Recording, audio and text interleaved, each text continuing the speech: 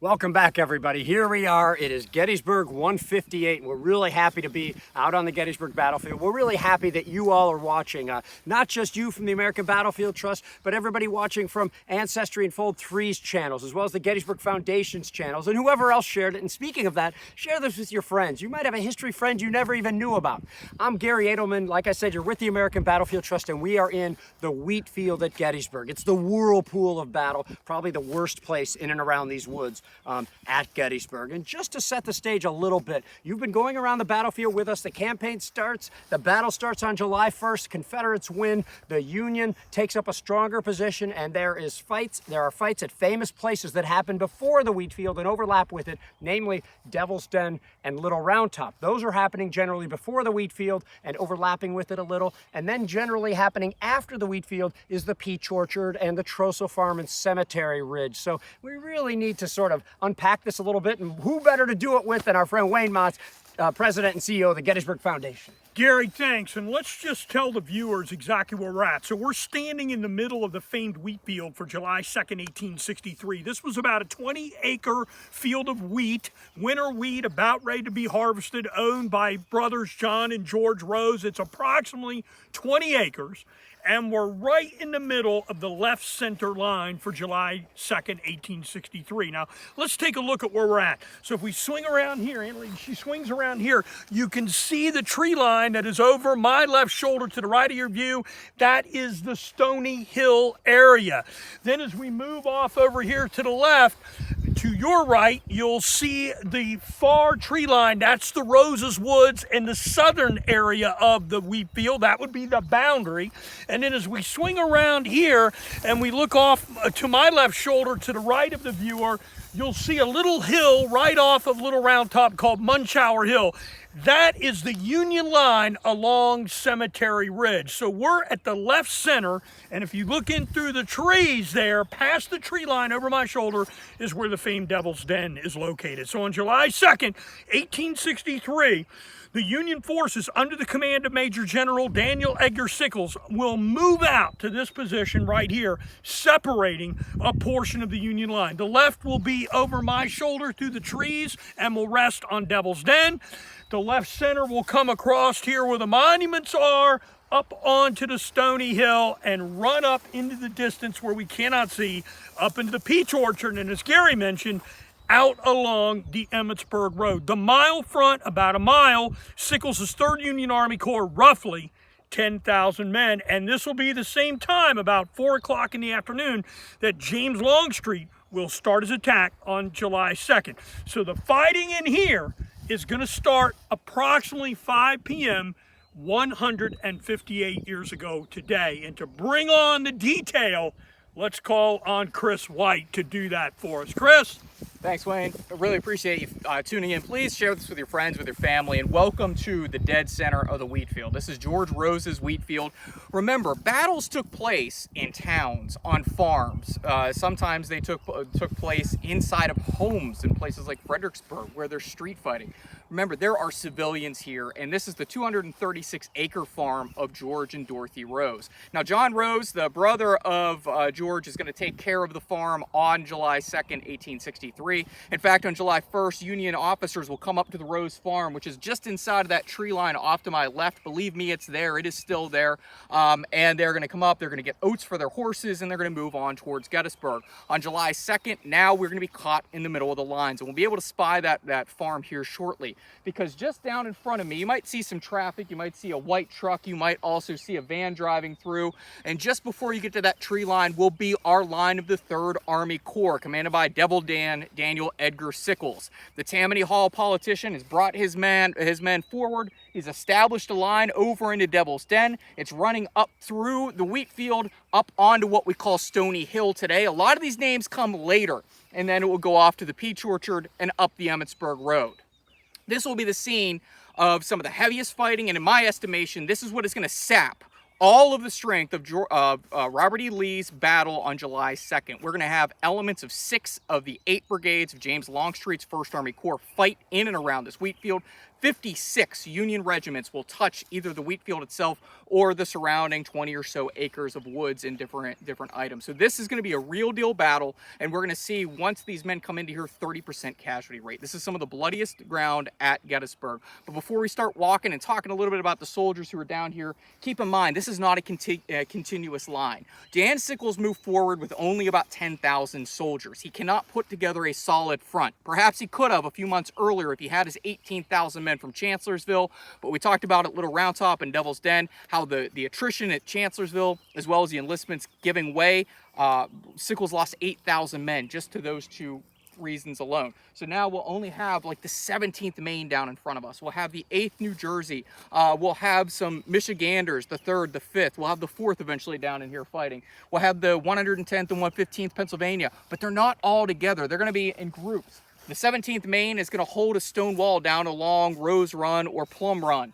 And Mainers are going to say after this battle, it was only a stone fence about 3 feet high, but it was the best stone fence they had ever come across in their lives, because it's going to give them protection during this battle.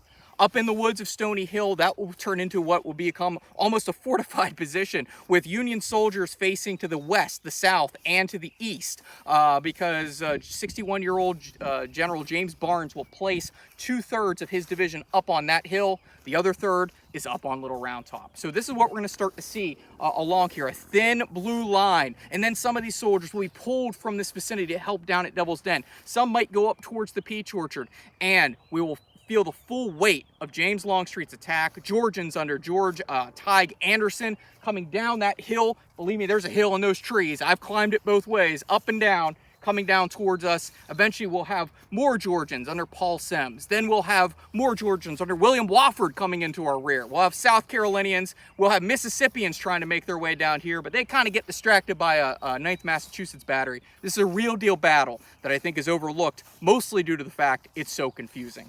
Yeah, I think that's great. So can we walk, Chris? Absolutely. I have a question for Chris, actually. So let's say somebody wanted to try to understand this battle, say at the brigade level. Again, remember, company, regiment, brigade, division, corps. So you're trying to understand it in groups of 1,000 to 2,000 soldiers. Chris, how many maps, how many books, how long should someone expect until this starts to make sense to them? Because you're not going to get it from this video, or maybe Wayne has something to say about this. I've been doing this for 20 years. And studying this specific battle. It's my favorite part of the Gettysburg battlefield. And I know a lot about this battle. I don't know everything, and I think that you just have to keep learning because there's a lot of confusion. One unit will say one thing, one unit will say another thing. Wayne? Yeah, let me just say too, the old guides always had a formula to try to figure out where the Wheatfield action, or how it took place, how the Wheatfield action took down, and they always said, Wayne, remember this in 5 phases. The 3rd Corps troops, which are down here at the southern end, the 5th Corps troops that come into the Wheatfield, the 2nd Corps troops under John C. Caldwell, John Curtis Caldwell, and then also you've got the U.S. regulars and you got the charge of the Pennsylvania reserves. 5 phases of the Wheatfield. That's how they would remember these things, Chris. That's a great way to put it, Wayne, because this is going to open in phases. The opening phase actually has to deal with Devil's Den whenever you have the 3rd Arkansas coming down here. Did somebody say Devil's Den? And you'll have the 17th Maine firing down into their flank, supporting the 20th Indiana, who's off in the woods near where the 5th New Hampshire will come in. We'll end up over there. So then you'll have the next phase where Anderson's Georgians come down here in force. Then we'll have Paul Semmes. So it's going to keep building in size and strength. But there are also artillery pieces down here. One way we're going to bolster Dan Sickles' line is we are going to send artillery to the front as quickly as possible. A wartime road known as the Wheatfield Road still runs through here today, and we would see sitting up on this crest of a hill 6 guns of George Winslow's New York battery. Winslow is going to be firing off towards the south. He doesn't exactly know what he is going to be firing at times, but he's going to set his shells for 1.5 seconds to fire into those woods to knock trees and anything he can down onto the enemy coming towards you. He's not necessarily aiming right at the Confederates because it's a line of sight during the Civil War. You see it, you shoot it. Today we have forward observers, indirect fire, you call back coordinates, you could fire it in.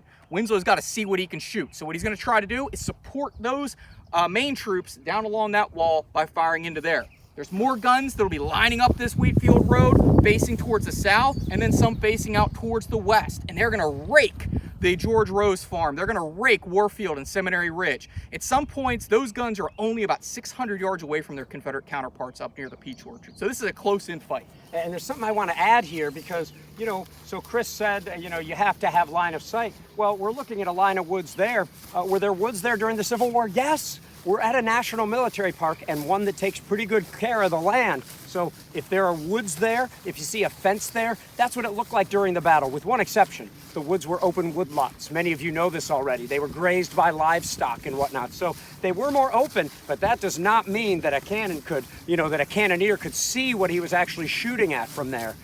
You're in the Wheatfield with the American Battlefield Trust, turning it back over to our senior education manager, Chris White.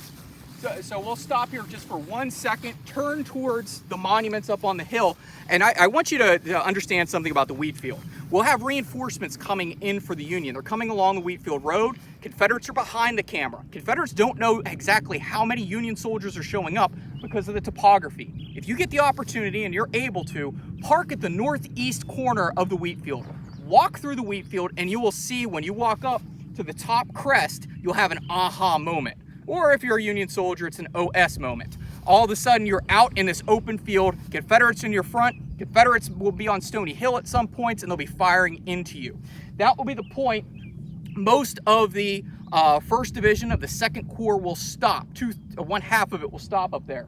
The brigade of Edward Cross and another brigade under John Rutter Brooke. When they stop there, they're gonna fire for about 15 minutes, and in 15 minutes they're out of ammunition. Remember, 3 aim shots a minute, 60 rounds of ammunition, 15 to 20 minutes, you're out of ammunition. Problem that Caldwell's division has out here, and we'll talk about those guys in a few minutes, is the fact that they have 12 different rifles and muskets they're carrying out onto this battlefield, and you have to resupply each one of them. Very difficult. Let's head down this way.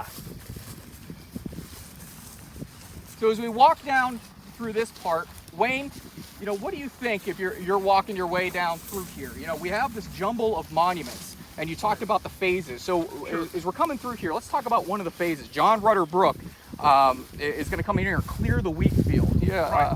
What do you think about John Rutter Brooke? Well, John Rutter Brooke is one of the, I like him because he's one of the youngest commanders out here for July 2nd, and he survives, lives well up into the 20th century, becomes a general in the Spanish-American War, pretty famous guy.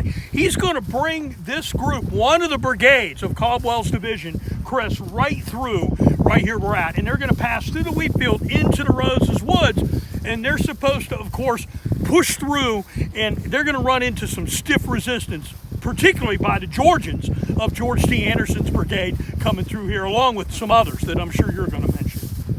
Yeah, it's an ever-evolving battle, so the first guys that are down here will be commanded by a 47-year-old Frenchman named Philippe Regis de Carenard de Tourbillon, and he is a Renaissance man, as they call him. He's a poet, he's a lawyer, he married rich.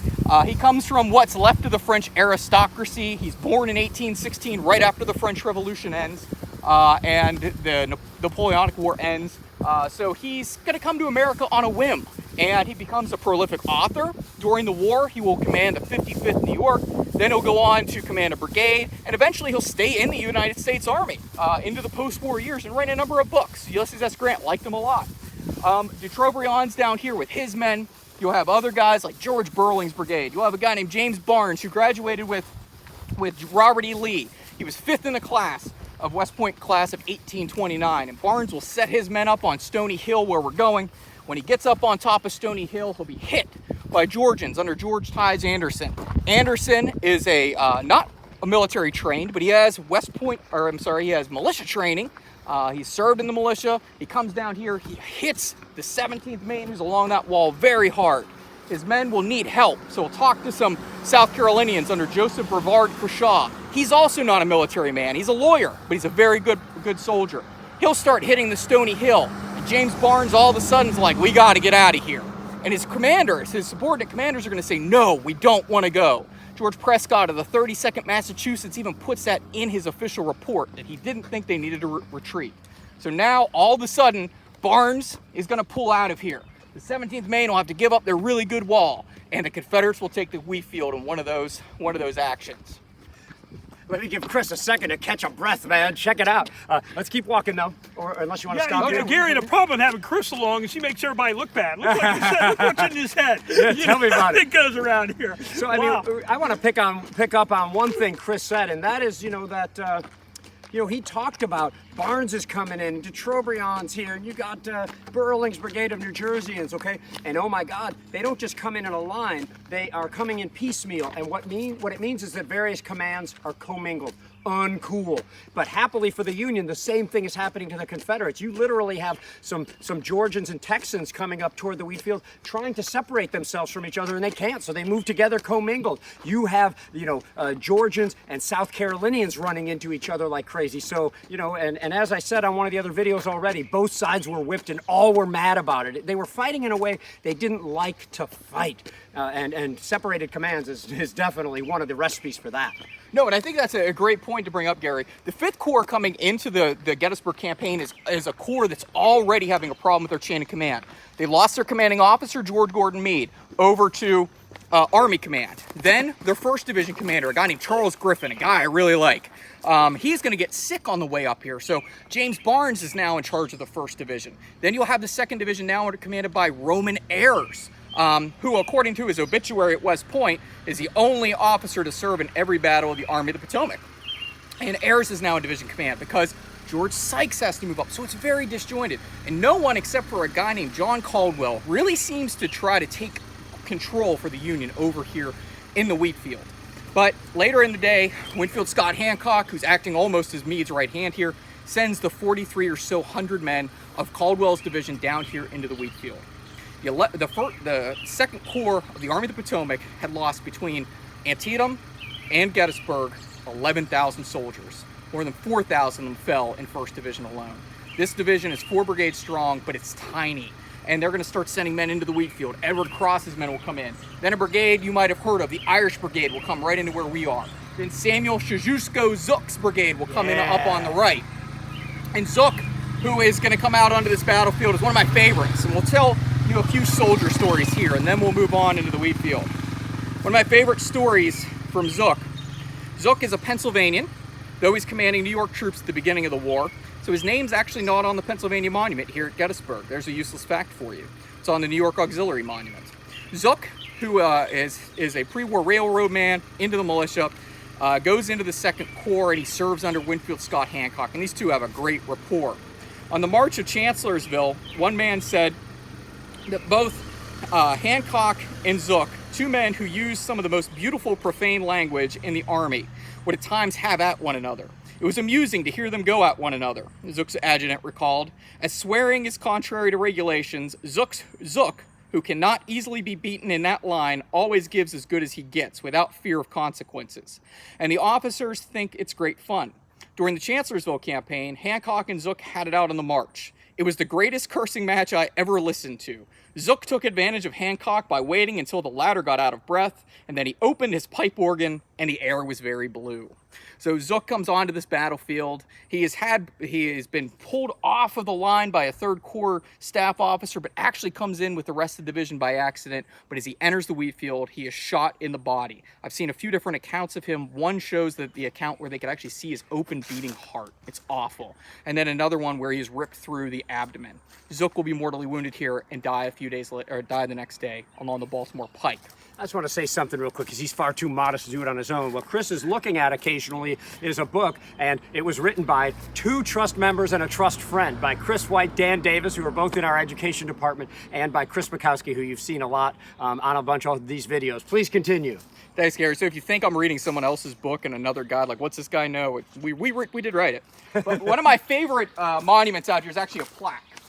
And to tell a story from 2 different battlefields, this is the 32nd Massachusetts, a plaque to Zabadiel Boylston Adams, who's a Bowdoin College graduate as well as a Harvard graduate. He is actually going to come forward and set up a forward field hospital, a forward aid station. The idea of putting up a forward aid station was new to the French army during the Revolution. So now this is something that Boylston and the American Army has learned from the French and brought up here. The ambulance, it's known as ambulance volante, the flying hospital, comes from the French and from less than 100 years prior to our American Civil War. But Adams sets up a field hospital here, sets up a Fort Aid station, and eventually he is going to work on this battlefield on the wounded for 3 days and 2 nights. He goes blind doing so, temporarily blind. It could have been hysterical blindness, it could have just been the strain on his eyes. But Adams is cashiered from the Army. Adams wants to stay in this war. He served in the 7th Massachusetts, the 32nd Massachusetts, and then he is appointed to the colonelcy of the 56th Massachusetts, where he's wounded at the Battle of the Wilderness. He's knocked unconscious at one point. He wakes up underneath a table, feeling something drip on his head. He's underneath a wounded man whose blood is dripping on his face. As he's laying under there, he looks over and he sees a wounded Union officer. He can tell he's an officer, but he has no rank on him or insignia. It turns out to be 56-year-old James Wadsworth, who fought here at Gettysburg with the 1st Corps. Wadsworth had been shot in the head, mortally wounded, during the May 6th action at the Battle of the Wilderness. A man will arrive with a pail of water, a man named milk and some bread. His name's Patrick Mccracken. Mccracken is a local poor dirt farmer from Virginia who had been taken in Washington, D.C. as a spy. James Wadsworth met with the man when he was military governor there, said, "This guy's no spy. He's just a poor dirt farmer." Sends him back to Virginia. And in the last days of Wadsworth's life, Mccracken came back to repay that debt. As he repays the debt, Boylston Adams will talk with Patrick Mccracken, who will go back and forth between his farm. Eventually, Wadsworth passes away. When Wadsworth passes away, his body's taken to Mccracken's farm, where it's buried, made out of some old doors for a coffin. Eventually, the soldiers from both sides get together, locate Wadsworth's body, exhume it, and send it back to New York. When Mrs. Wadsworth hears of what this poor dirt farmer did for her husband, she sends him a substantial amount of money, so much so that he turns into a general goods salesman and opens his own store with his brother. But Adams was there, helping to tend to James Wadsworth in the Wilderness, though no longer a doctor within the United States Army. One other story that took place right behind me is of Colonel Richard Roberts of the 140th Pennsylvania. He's an assistant district attorney in Beaver County, Pennsylvania. Roberts is going to lose 2 children and his wife prior to the American Civil War. He has one remaining daughter named Emma. Emma is born in 1853. He decides, Roberts does, in July of 1862 to go off to war. He becomes a colonel of the 140th Pennsylvania, and he's going to write extensively to his young daughter. When he comes here to Gettysburg, he is going to tell his men, if I can find my quote here, to aim low and to remember that you're Pennsylvanians. Roberts is shot on the hill behind me, killed in action.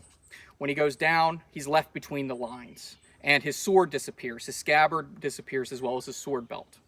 In May of 1864, his sword belt is recovered by a member of the 149th Pennsylvania, and eventually in June of 1864, it is returned to the 140th Pennsylvania.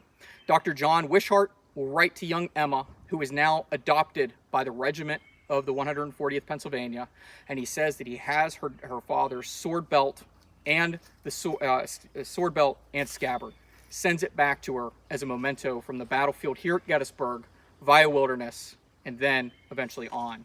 Emma Roberts is the only Roberts child to make it to adulthood. She eventually will move to Canton, Ohio, and through her husband will be related to William McKinley, the future president of the United States. Wow. Excellent story. Thanks so much, Chris. You're with the American Battlefield Trust, and we are in and around the Wheatfield, and we have a lot more to come. We hope you'll hang on, because we have more to talk about with Battle and Battlefield. But as we have at other locations, we've got some artifacts coming up, and for my money, maybe the best one that we're going to show you during Gettysburg 158 is coming up, and that's a pretty tall order, because we have a lot of good artifacts in store for you. You've already seen some of them. So we are now walking down Sickles Avenue here. We're walking back into the Wheatfield, and you know, this is a fight where, I mean, you're not going to grasp it just from this video. You know, And I like to summarize it, just by saying when you get into the Wheatfield, the Union is positioned off to my right here, and the Confederates show up there, but they also show up here. Then the Union tries to show up here, the Confederates show up there. More Confederates come over here, and then the Union starts coming from there. It's the whirlpool of battle. I've heard Chris White say it before. Troops kind of got sucked into it as the fighting got more intense. There was a need for more reinforcements, and they sort of got pulled into the fight. Chris? Yeah, that's what's going to start to happen. It turns into a life of its own. And we talked a lot about the Federals. Let's talk about the Confederates for just a moment. As we go here into this lowland, we're actually seeing the stone wall of the 17th Maine. That will be the site of hand-to-hand combat between Taj Anderson's Georgians as well as the 17th Maine. It will be brutal fighting along that stone wall. It's actually very close combat. The Confederates came down into Rose Run, and then the Mainers will be behind this wall. They're only about 20 yards apart. It's point-blank range. But the Anderson's men try to rise up and charge forward. They fall back and are repulsed. Eventually, some Union units without orders will start to pull out, and then others with orders pull out, and the 17th Maine has to pull back. They'll help to get Winslow's guns off the field, but the Wheatfield falls to the Confederates. In the meantime, George Anderson, this Emory University graduate, goes up into the Stony Hill area, meets with Joseph Brevard Kershaw, South Carolina lawyer. He's going to say, hey, we need to keep combining our forces, and as Anderson comes back to the fight, he's wounded. He will survive his wound and eventually serve out the entire war with Lee's army surrendering at Appomattox.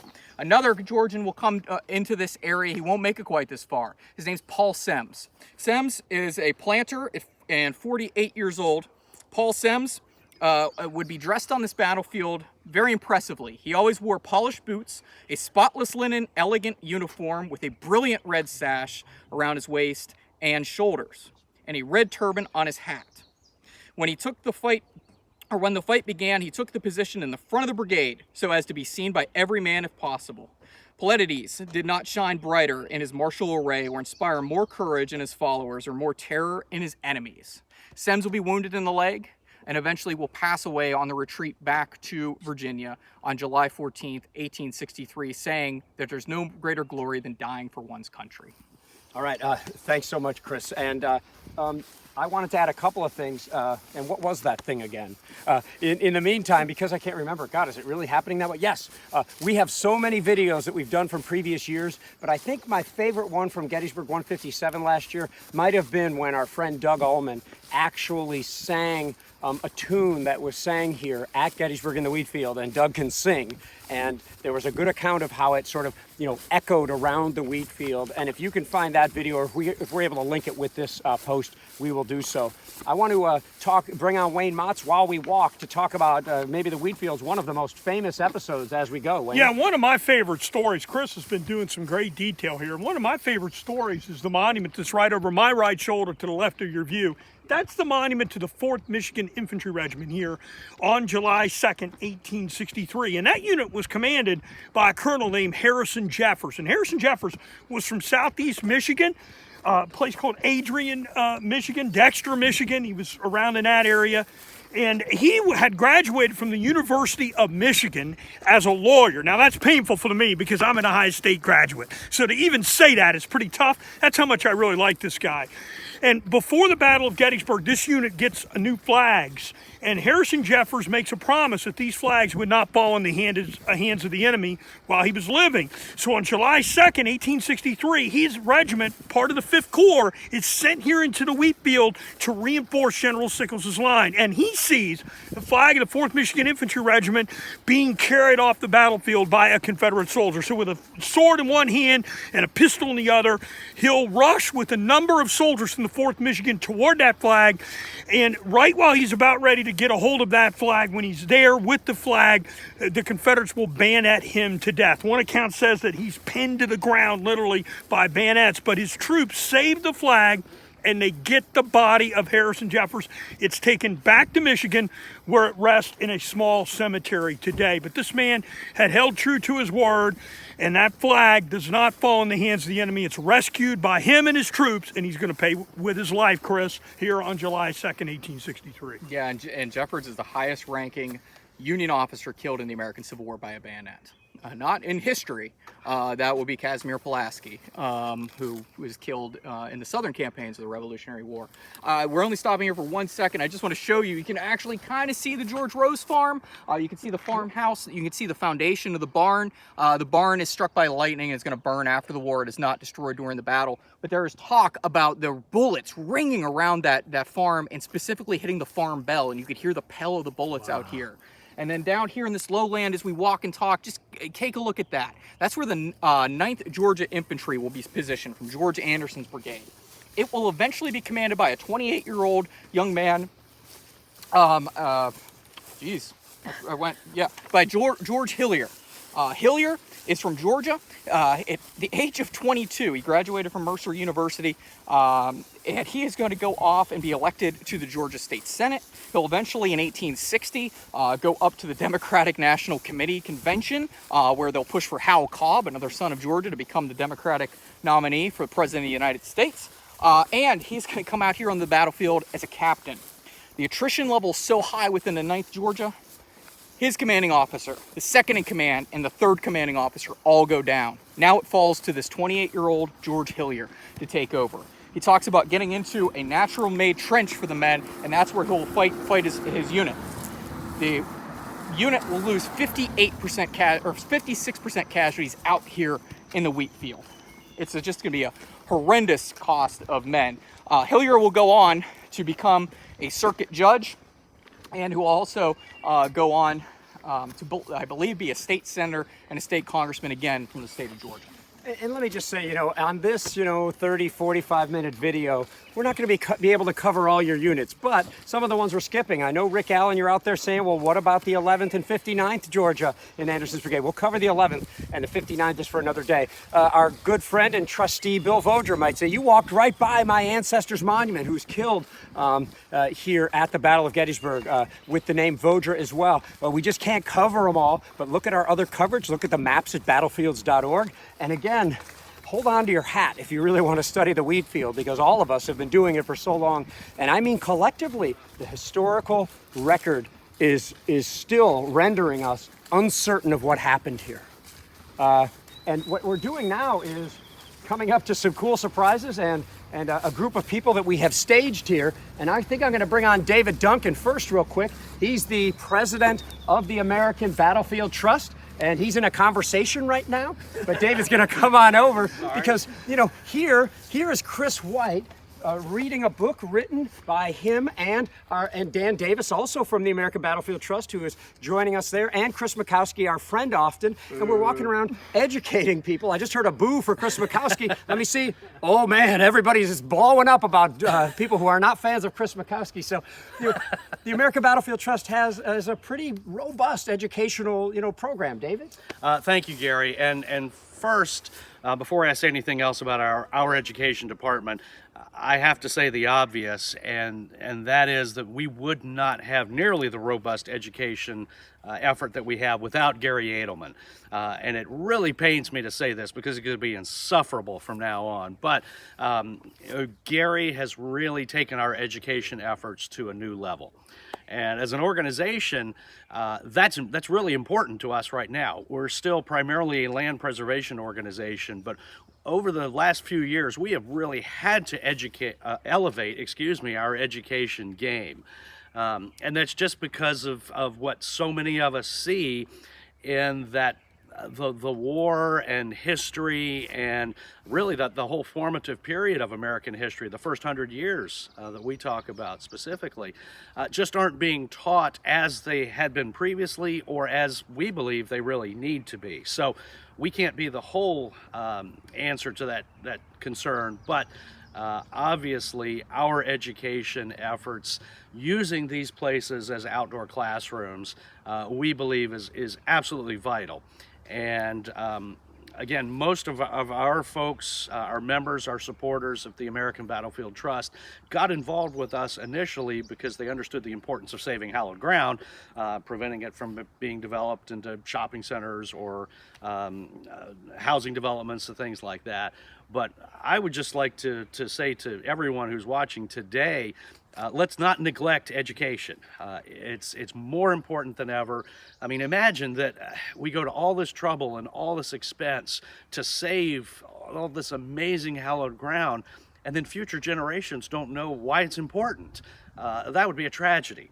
So I salute Gary, as much as it pains me to do so. If I had a hat, I would tip it to you. But the rest of our team, Chris and Dan, and everybody else, the members of our board who are passionate about history education, and all of you folks watching too. I mean, you're vital to this effort. So thanks for both preservation and education and all that you're doing to advance both. So Gary? Thanks so much, David, and thanks for going through the pain of saying kind words about me. We've had this relationship for many, many years. Fabricated at first, but I'm not sure if it's real or not. I still don't know, but I think I'm at a disadvantage if he's president. Secondly, best of luck and Godspeed to David as he leads the American Battlefield Trust into our next chapter and our next phase as we approach the 250th anniversary. You've already seen him and you've already seen her, but we're going to start bringing on other people here. We're talking about David Moggy, who ran the Gettysburg Foundation while they looked for the new leader for quite a while, and Ancestry Ann, the family historian for Ancestry Full Thread. I think David's going to be first. Come on over, David. Come up, Annalise. All right, thanks again, Gary.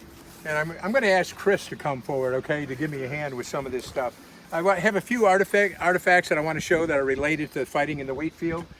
First thing is this field and staff sword of Charles Brooks. Charles Brooks was the second lieutenant in the 27th Connecticut. You may know, some of the listeners may know that the 27th Connecticut came to Gettysburg with just 75 men.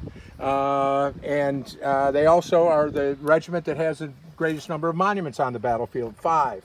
But Brooks, Lieutenant Brooks was born in New Haven in 1835. He was an apothecary by trade.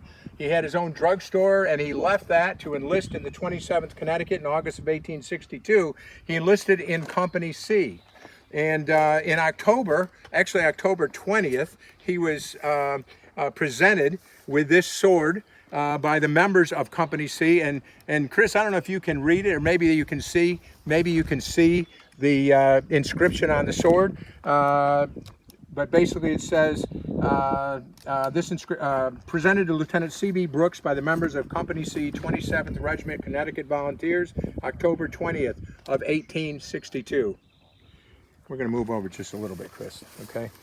Thank you, thank you. So Lieutenant Brooks was wounded in the shoulder at Fredericksburg, but he missed Chancellorsville not because of the wound, but because he was suffering from typhoid fever. And that was lucky for him, very fortunate, because Company C, his company, was one of the 8 companies that were captured at Chancellorsville. And after the battle, there would be 2 lettered companies remaining, plus an kind of an unlettered company that was constituted, or constructed out of the men who had missed the Battle of Chancellorsville, whether in the hospital or on detached duty or whatever else. So they come to Gettysburg with their 75 men. Lieutenant Brooks is in this reconstituted company, unlettered, that is commanded by Jedediah Chapman, who will lose his life in Rose's Woods. His death marker is there to be seen today. Fortunately, Brooks will be one of the members of the company that does come through the battle unscathed. 39 of the 75 men will be killed or wounded here in the Wheatfield. Interestingly enough, just 25 days after the Battle of Gettysburg, the 27th Connecticut will be mustered out of service on July 27th, 1863. And Brooks will go back to his apothecary business, his drugstore, where he will stay until his death in 1904. And in 1885, at the dedication of the main 27th Connecticut Monument, which is off to my left, on the site of Colonel Henry Merwin's death, he will represent Company C at the dedication of that monument. Pretty cool artifact related to a soldier in a well-known regiment here in the Wheatfield. Yeah, the 27th, like David said, they're a 9-month regiment. They hit the stone wall at Fredericksburg. They're at Chancellorsville near the Chancellor Mansion. They're actually captured mostly by the 9th Georgia, who we just talked about, and then they come here to the Wheatfield at Gettysburg. If I'm in this unit, I'm asking for my money back. But one of the greatest descriptions of the Fredericksburg battlefield, which I actually read on a tour a few weeks ago, comes from a Riskin church who served with the 27th, saying you never want to see a battlefield. Now this sword, we know it's a field and staff officer sword because it's a leather scabbard. If you were going to have this as a junior officer, this would actually be a metal scabbard, but this is actually made out of leather. Most of the time, the handles are made out of shark skin. They use shark skin to make these different handles. Tiffany and Company in New York City is one of the great designers of these for northern swords. Many times they would engrave the blade or have some sort of ornate items on the blade itself, north and south. And then of course you have the inscription here. The two hooks are for your hangers, or the two eye hooks are for your hanger, so you can wear this on a sword belt, you can let it lay low on a horse, or put it up higher when you're walking, because these things are a pain in the butt to march with and they'll hit you right in the ankle. Chris, can I tell you a little bit about his family history? Totally. He comes from a very important family. His, well, important as far as creating the country. His grandfather, or his great-grandfather, excuse me, John Brooks, enlisted in the Revolutionary War at 18 years of age, and he fought through the whole Revolutionary War. And his great-great-grandfather, also John Brooks, who married Dorothy Birdseye, that John Brooks served on the Observation Committee, and they served the American government in making sure we weren't importing British goods. So his family has a long and storied history in preserving our Union, or creating our Union, I should say. Great. Thank you, Ann. I appreciate that. So we're going to now go from a sidearm to a long arm. What Chris is holding here is a model 1842 Springfield rifle. And it was identified to Private John Sanderlin of Company I of the 11th Georgia. They're in Anderson's brigade, and are going to make the attack here through Rose Woods into the Wheatfield. It bears actually several carvings on the stock. There's what appears to be a wagon wheel, and then on the flip side, somewhere here is a heart, and I may have missed that, but maybe it's on the other side. But this is the important thing.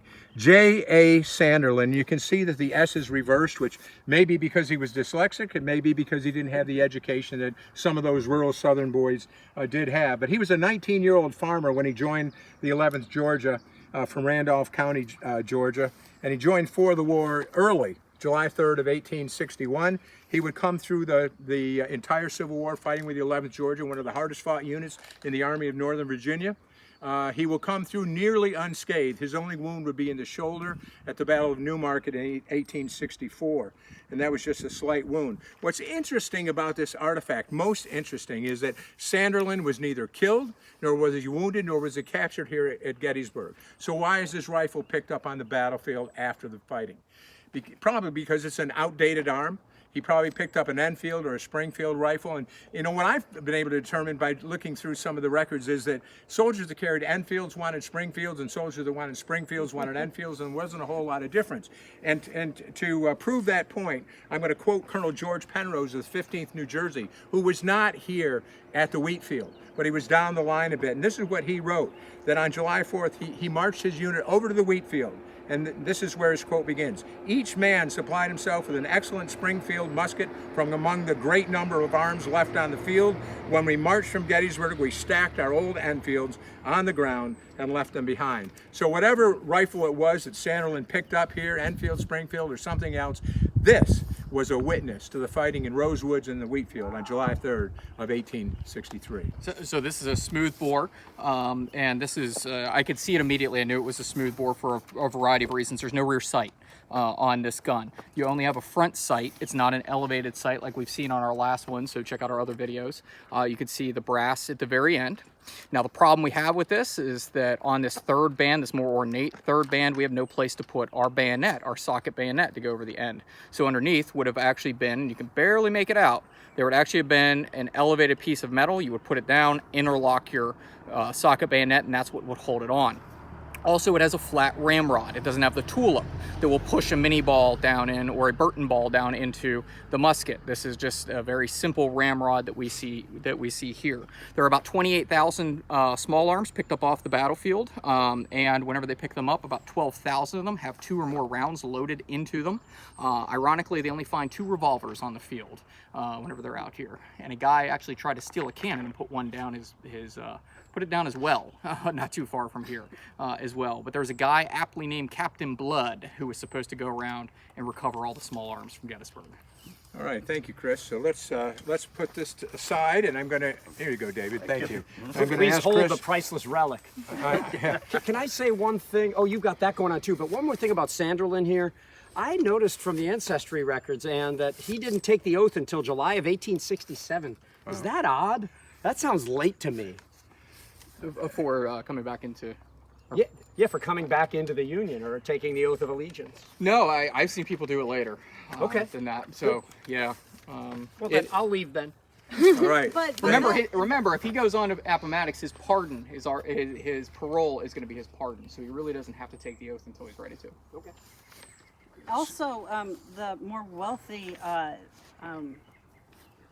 Southerners, they had to go through more strenuous hoops to jump through. They may have been more reticent to take the oath. There are all sorts of little reasons. They may have had to get a presidential pardon. He was a lieutenant, but obviously he didn't. But Yes, there are all sorts of reasons. Certainly, different elements of Southern society had different parameters they worked within. For instance, all the pastors had to take the oath of allegiance because they were so influential to their congregations. And sometimes, like in Virginia, I know they had to go to the bishop of the Episcopal Church in Virginia just to get permission to take the oath of office, some of these pastors. So it did drag on a little bit. But moving on, we'll go to one more. It's not quite in as quite a good shape as some of the relics we've shown so far. This is a half sword.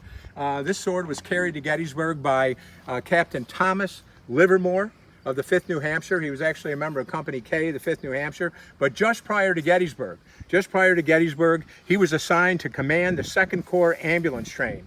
And it would be to Livermore that Cross would say, we don't need any, very famously, we don't need any of your dead carts today.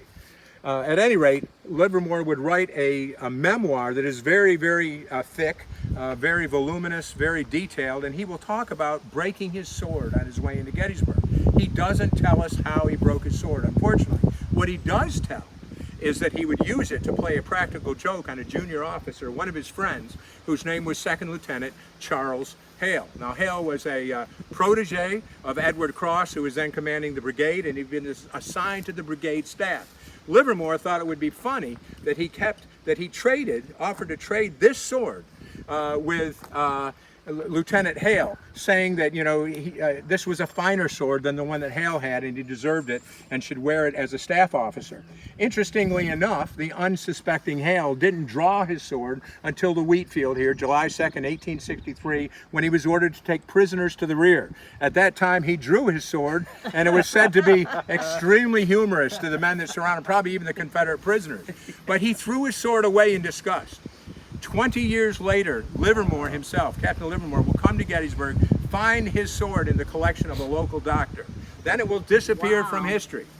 Then in the early 1990s, a fellow named Matt Hollis, who was one of the volunteer curators at Lee's Headquarters Museum in Gettysburg, will be reading Livermore's account of the broken sword and the joke that he played on Charles Hale. And he will think to himself, we have a broken sword in our collection. And he will go into the case, he will remove the sword, and he will start to examine it. And sure enough, on the very pommel cap of the sword are stamped the letters T.L., actually Lieutenant T.L. Livermore. That is a great story. All right. That is just so a great story. just a little sequel to that, and that is Livermore would go on to write one of the very famous books in the post-war era, Numbers and Losses of the Civil War in America, 1861-65. On the other hand, Charles Hale will become one of the early docents, one of the early interpreters for the cyclorama. And in 1887, he will come to Gettysburg and serve as one of the early battlefield guides. So great connections in this story. By the way, it was Charles Hale who would tie the black handkerchief on Cross's head before going into action the very day that Cross will be killed here in the Wheatfield. So lots of cool stuff related to that sword. So it leads me to my last Wheatfield artifact. Let me move over here. I think Wayne has already, Wayne, have you given the account yet on the tour? No, I haven't talked anything about it. So then the first thing I want to do is I want to introduce Wayne Motts, president of the Gettysburg Foundation, to talk a little bit about an officer in the 2nd U.S. Regulars. Go ahead. Yeah, so let's talk a little bit about the troops that are here at Gettysburg. So most of the troops that fight here at Gettysburg are what we call volunteer soldiers. These are soldiers that serve volunteer enlistment. So they were not soldiers before the Civil War, and they're not going to be soldiers after the Civil War, like the 20th Maine Infantry that's up on top of Little Round Top.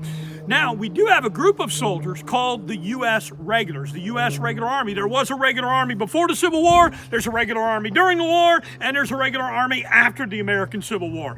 And according to Frederick Finster, he did a statistical analysis of the Civil War, about 67,000 soldiers fighting in the U.S. Regulars. That's not many, considering there were about 2 million Union soldiers that fought during the Civil War, and 11 infantry regiments will be here at Gettysburg. One will be part of General Meade's headquarters guard, and 10 will fight right down here in the Wheatfield on July 2nd, 1863. One of those regiments is the 2nd United States Infantry Regiment. Had about 200 men here, had 6 companies of soldiers, and one of the officers here, commissioned directly from civilian life, was Frank Chester Goodrich. Lieutenant Goodrich has a pretty sordid career.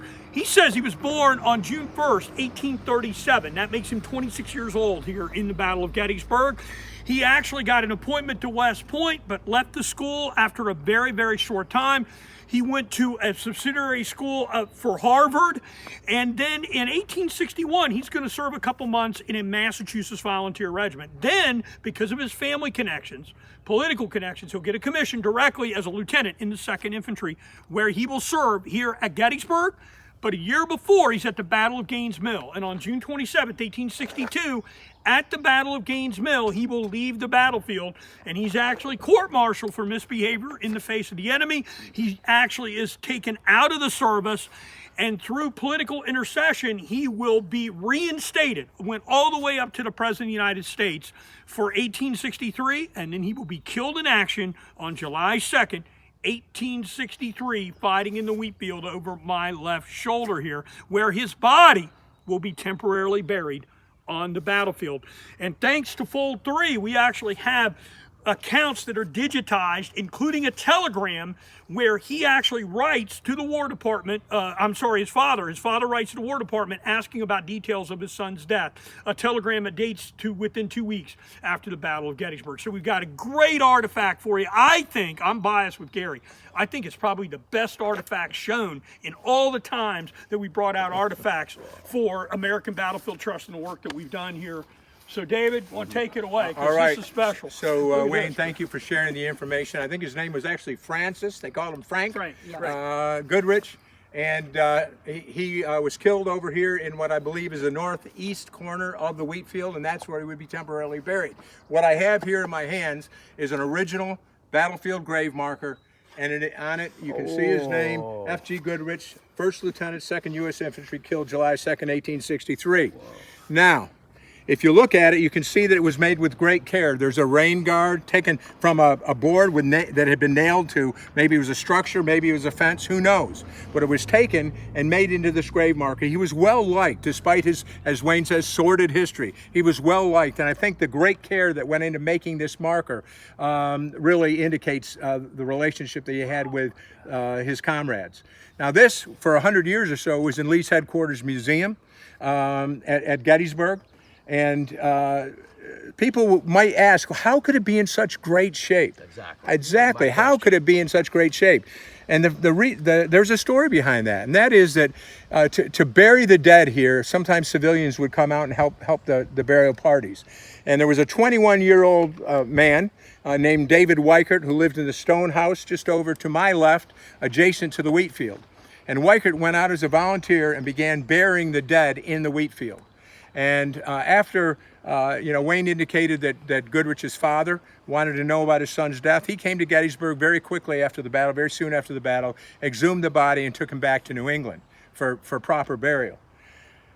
David Weichert would testify that the reason that he took this particular marker as a souvenir, because when he came out to bury the dead, this was the very first marker that he saw erected in the Wheatfield. And it wasn't in the ground for very long. He carefully preserved it. That's why it's in such great shape. This was also featured in Greg Coco's book, Strange and Blighted Land. It's a fairly well-known artifact. but one of the few markers remaining that we know of from the Battle of Gettysburg, and I would say the best preserved of all. So that's the story of Frank Goodrich. I want to, Wayne, David, I want to ask you some questions about Lieutenant Goodrich because it's really interesting. He is a rich man's son. He probably got his commission through his father's connections, right? And he was court-martialed for dereliction of duty, for abandoning the battlefield, whatever it was, but for doing that. But it appears, I mean, somebody took the time to bury him, to create a marker for him, to do all those things. How did his men feel about him? Was he somebody who just got back into the Army because he had connections, or do you think he actually, I mean, he died here, was he actually a brave and valiant soldier? Well, first of all, I think he got back in the Army because he had connections. I think if he had not had connections, he wouldn't have got back in the Army. What's really interesting about this file, it's been digitized down in Washington, D.C. by Fold 3, is that there are letters in there from him, from Goodrich to his mother, describing how he has a fever, he's ill, he can barely get out of bed, and then he gets onto the battlefield and has to leave the battlefield there. Obviously, at Gettysburg, once he's killed in action, all bets are off, and you don't really hear anything said about him. I'm with David. I think he's a very well-liked person. I think the men, think he's a good leader, at least from what I can see here. And he certainly, if he wasn't before, he certainly redeemed himself. But his claim was he was always sick. His claim was he was ill. Yeah, and apparently President Lincoln bought that argument because he sent a letter to McClellan down on the peninsula asking that the case of Lieutenant Goodrich, who had more or less been cashiered, would be reopened. McClellan sent that down to General Fitzjohn Porter, commanding the 5th Corps, saying the president wants this case relooked at, and of course that can only mean one thing: we want him back in the service. Pressure was put on the president by the Secretary of War, who had a relationship with Mr. Goodrich, who I believe was a judge. So there were connections. He actually came back into the service December 11th, 1862, just before the Battle of Fredericksburg. And we have to wonder, does his father regret that? Did he regret that decision? Good question. You know, with what happened here. But this, again, it's 90+ degrees outside, and I've got chills again. And we're gonna have to wrap up. Annalise, we really appreciate you shooting this, David. Thank you so much for bringing everything out. Thank you, Wayne Chris. and Gary. And I'll finish just by saying a couple of very quick things. There's so many stories down here in the Wheatfield, right where we're standing. We're along the Union lines. Just down the line, I can see the 40th Pennsylvania Reserves Monument. That's Samuel McCartney Jackson's regiment, and most people don't know Sam McCartney Jackson, but he is going to serve it throughout the Civil War. He goes on to survive the war, and he has a very famous grandson named Jimmy Stewart, the actor. Just behind Annalise in the camera will be Charles Taylor of the 42nd Pennsylvania Reserves, the Bucktails, and he is killed in action here at 23 years old, the youngest Union colonel killed at Gettysburg. And then just down the line will be Edward Cross, who had a premonition of death, who's shot by a Confederate before his men surge through the Wheatfield for a second time, and that helps to stagger that attack. But there are two quotes that I think of, and two of them are my favorites to close with. And down here in the Wheatfield, remember, this was someone's property. They're going to come back to all this desolation. This is going to be a horrific place to see. But for the United States regulars and for that gravesite, your gravestone that you saw, one man will say, as they watched the United States regulars come into the Wheatfield, for 2 years the regulars taught us to be soldiers, and in the Wheatfield at Gettysburg they taught us how to die like soldiers.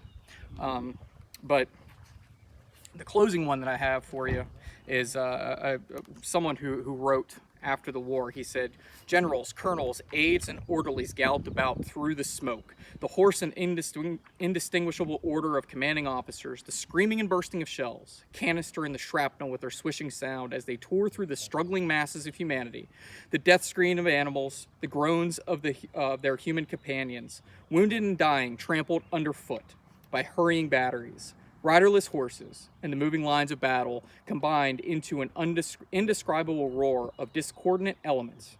In fact, a perfect hell on earth, never perhaps to be equaled, certainly not to be surpassed, nor ever to be forgotten in a man's lifetime.